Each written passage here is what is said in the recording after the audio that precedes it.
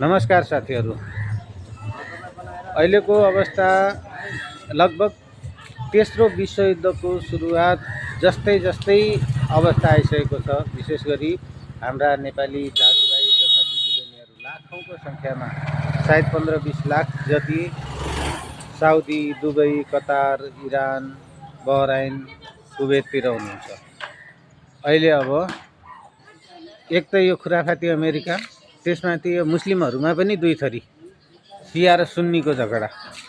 यो बिचमा हामी जस्ता निर्दोष नेपाली, इन्डियन, बङ्गलादेशी, अब कति जे जति छन् बाहिरबाट त्यहाँ काम गर्न गएकाहरू सबै पिसिने लगभग पक्का छ।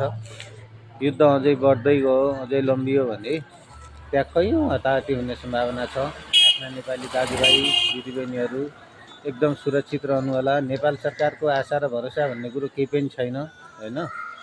पहिला इजरायलमा युद्ध हुँदा इन्डियाले प्लेन पठाएर अलिअलि नेपालीको उद्धार गरिदिएको थियो। कतिपय नेपाली दाजुभाइहरू त्यो युद्धमा पनि इजरायल छोड्नु भएन, उतै बस्नुभएको थियो भने अहिले अब लगभग सुनिन्छ दुबईको एयरपोर्ट त ठप्प छ अरे। दुबईतिरका उडानहरू सबै क्यान्सल गरिएको अवस्था छ। अनि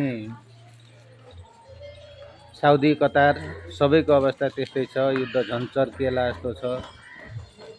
युद्ध यदि बढी चर्कियो भने एकदमै बढी खतरा, बढी पीडा नेपालीलाई नै हुने हो, नेपाली सँगसँगै नेपाललाई हुने हो।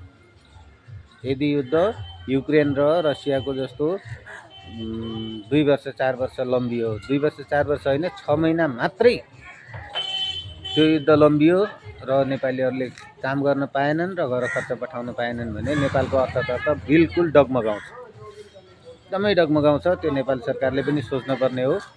तर नेपाल सरकार निकम्मा छ। त्यसमाथि अहिले नेपाल सरकार जनताको, जनप्रतिनिधिको सरकार छैन।